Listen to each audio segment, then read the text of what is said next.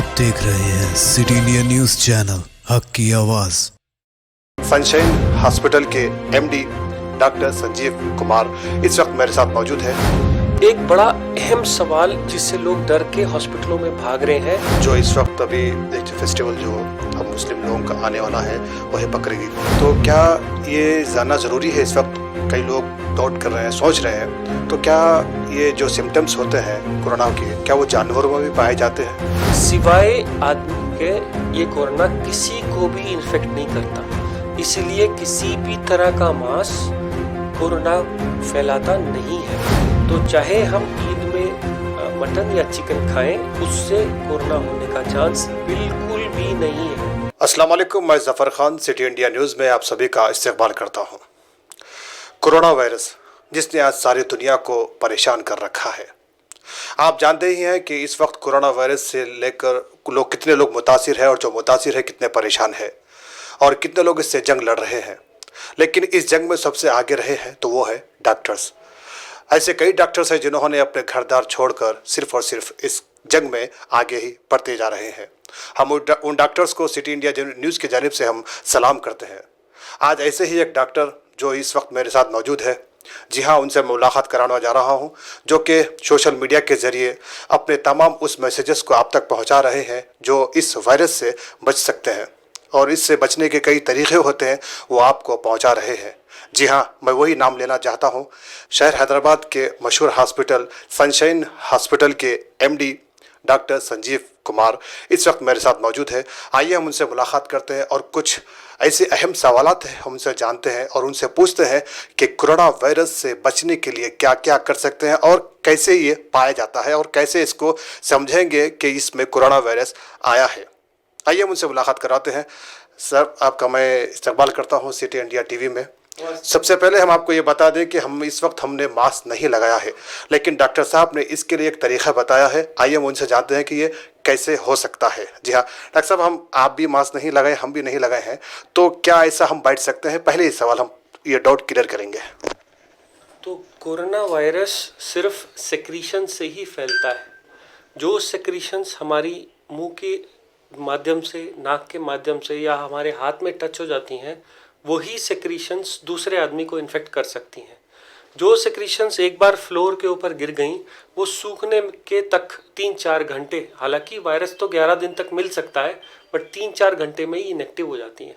तो अगर हम एक हाथ के डिस्टेंस पे इनसे खड़े हैं तो चांस कि हमको होने का, नई रिसर्च ये कहती है, चांस कि हमको होने का बहुत कम हो जाता है।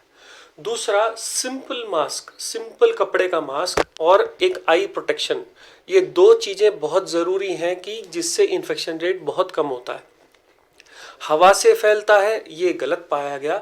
इस कमरे में मेरे से आपको, इनको नहीं हो सकता अगर हम एक डिस्टेंस के ऊपर बैठे हुए हैं।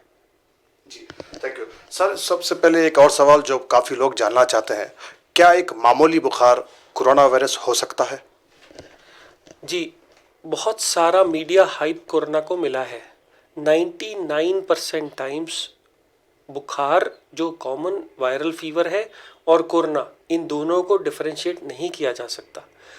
कोरोना को इतना इम्पोर्टेंस इसलिए मिला क्योंकि 100 में सिर्फ 1% लोगों को सडनली चेस्ट के इन्फेक्शंस इतने तेज़ हो जाते हैं, वायरस की वजह से नहीं, जब बॉडी उस वायरस के ऊपर अटैक करती है तो अपने लंग्स को डिस्ट्रॉय कर लेती है और सडनली सांस फूलने लगती है, जिसके वजह से मल्टी ऑर्गन डिसफंक्शन हो जाता है।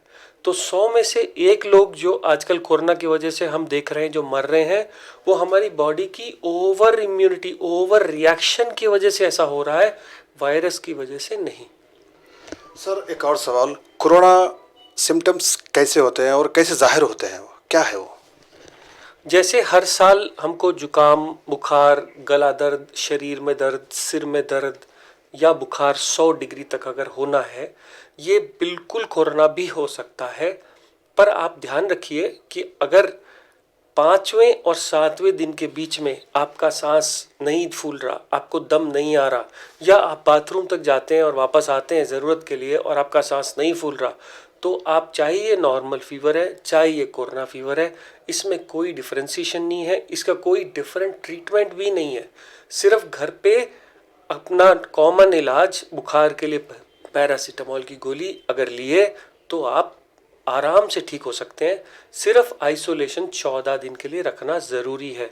लोग 14 दिन के बाद फिर टेस्ट करा के आ जाते हैं कि साहब मेरा कोरोना फिर पॉजिटिव आया।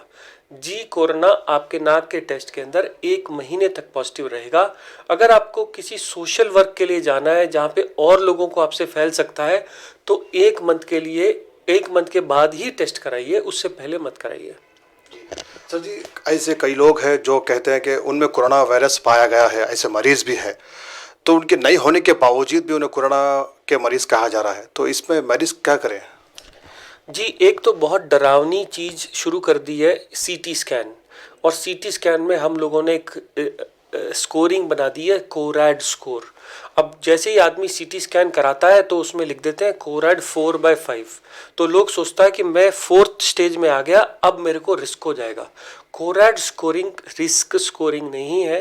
कोरैड स्कोरिंग ये बताती है कि टेस्ट आने में 3 दिन लगते हैं, सीटी स्कैन 3 मिनट में करा जा सकता है। तो जिन लोगों की इमरजेंसी सर्जरी करनी है, क्या चांस है कि इसको कोविड होगा? अगर कोरैड 5 आता है सीटी में तो इसका मतलब कोविड होने के चांस 100% है, और कोरैड 1 आता है तो इसका मतलब कोविड होने के चांस बिल्कुल नहीं है। तो अगर आपकी रिपोर्ट कोरैड 1 भी बोल रही है तो भी ये कोविड नहीं है। कोरैड 1, 2 और 3 कोविड नहीं होता। तो आज की तारीख में हर आदमी जिसको जुकाम बुखार हो रहा है उसको कोविड बोला जा रहा है, ऐसा बिल्कुल गलत है। क्योंकि इस सीज़न में 80% लोगों को कॉमन फीवर आ रहा है। सिर्फ हम डर के मारे हॉस्पिटलों में भाग रहे हैं और वहाँ लाइनों में जाके लग रहे हैं जहाँ कोरोना के पेशेंट्स हैं। मैं आपको फिर ये लास्ट टाइम बोल दूँ कि अगर आपको सांस नहीं फूल रही, अगर आप अच्छे से खाना खा पा रहे हैं, तो ये कोरोना नहीं है। टेस्ट कराओ या ना कराओ, ट्रीटमेंट सिर्फ 14 दिन आइसोलेशन है। क्यों आइसोलेशन? जिससे घर के और लोगों को ना हो जाए।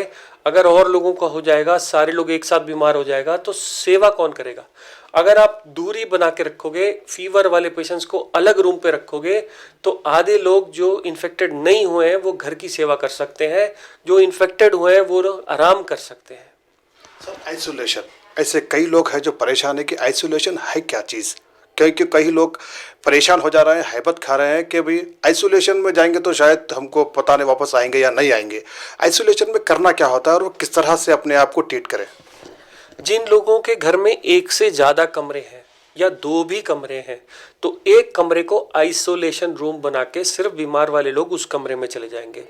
कुछ लोगों के पास सिर्फ एक हॉल रहता है और बड़े कमरे नहीं रहते, उसमें आप 2 मीटर का डिस्टेंस अलग करके बीच में पर्दा लगा दीजिए, उसको सेपरेट सेक्शन बना दीजिए, जिससे कि हम उस अलग कमरे में आइसोलेट होकर रहें। इसको आइसोलेशन बोलते हैं।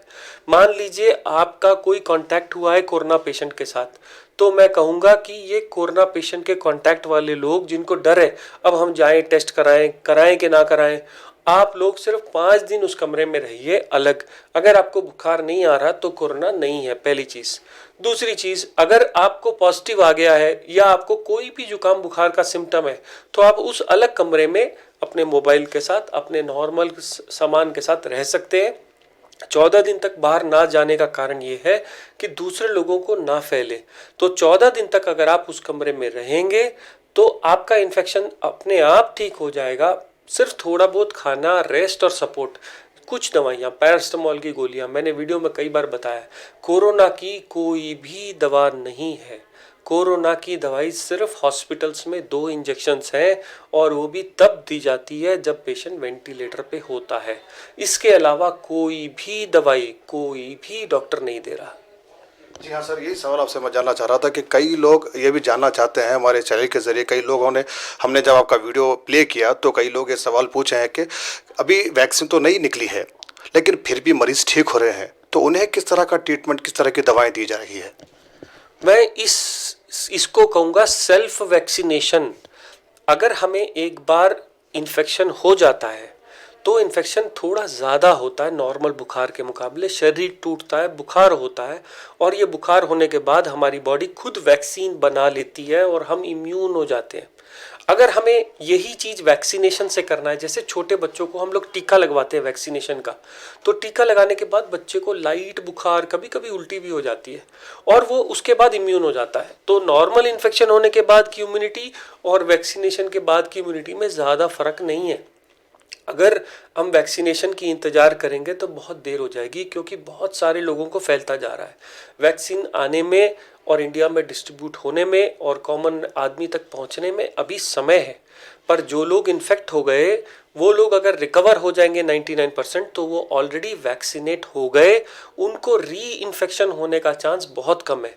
पर क्योंकि हम कोरोना के बारे में अभी बहुत कुछ नहीं जानते, ये इम्यूनिटी शॉर्ट लिव्ड है, इसलिए अगर आप बाहर भी आ रहे हैं 14 दिन के आइसोलेशन के बाद, तो आप मास्क, हैंड वॉश का यूज़ करेंगे, क्योंकि री इन्फेक्शन डॉक्यूमेंटेड है। सर, अभी कोरोना के मरीज को किस तरह की ग़िज़ा इस्तेमाल करना चाहिए? जो कोरोना के मरीज़ हो चुके हैं या फिर वापस जैसा कि आइसोलेशन के बाद आए हैं या फिर आइसोलेशन में हैं, तो किस तरह की ग़िज़ाएँ उनको इस्तेमाल करना चाहिए? क्या इसके लिए कोई परहेज़ है? नॉर्मली जब हम बुखार होता है, शरीर दर्द होता है, तो कुछ खाने का मन नहीं करता, खासकर बुजुर्ग लोग जो बिल्कुल सब कुछ खाना छोड़ देते हैं। ऐसे केस में बीमार लोगों का जो खाना, जो हम लोग खिचड़ी, दलिया या सूप या बहुत लाइट डाइट दी जाए तो आदमी पचा लेता है। नॉन वेजिटेरियन डाइट के में प्रॉब्लम यह है कि आदमी को उल्टी या हैबत ज़्यादा होती है, इसलिए नॉन वेज को हटा के वेजिटेरियन डाइट या वेजिटेरियन सूप्स जो आराम से पचाए जा सकें, वो ही इस्तेमाल करनी चाहिए।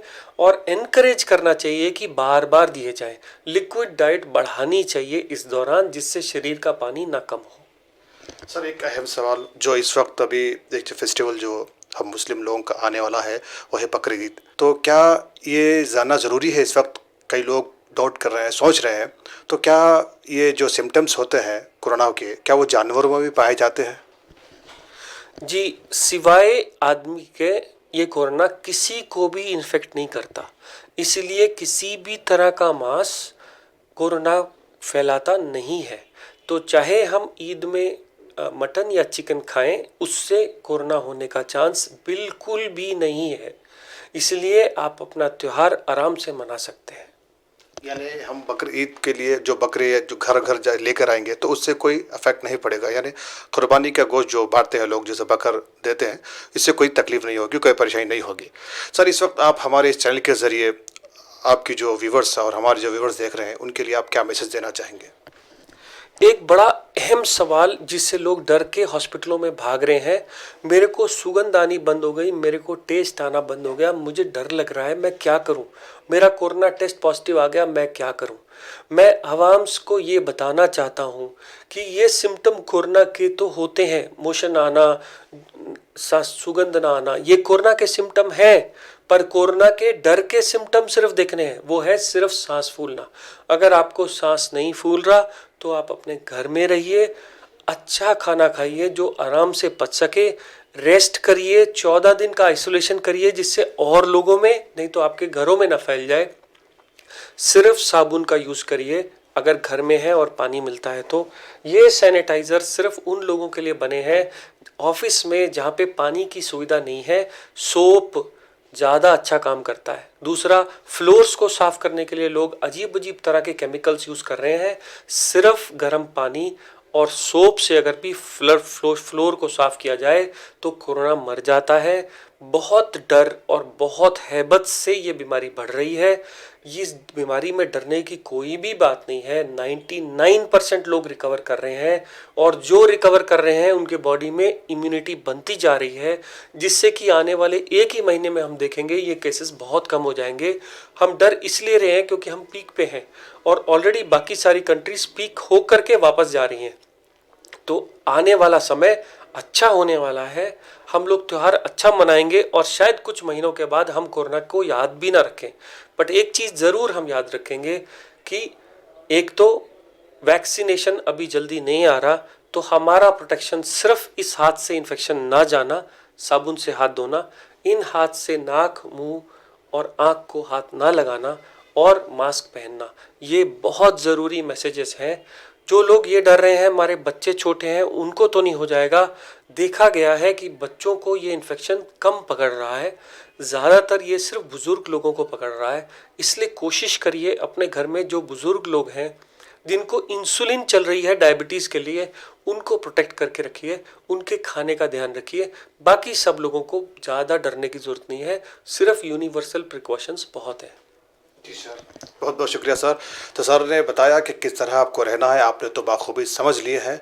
और आप भी कुछ ऐसे और सवालात हैं तो आप हमारे इस चैनल के ज़रिए हमारे वीडियोस को जो देख रहे हैं तो आप हमें कॉल करके पूछ सकते हैं। इंशाल्लाह हम फिर आएंगे डॉक्टर साहब से, कुछ और सवालात आप जिस तरह से भेजे थे हम फिर पूछेंगे और जानेंगे और पूरी कोशिश करेंगे आप तक उस जवाबात को पहुँचाने की।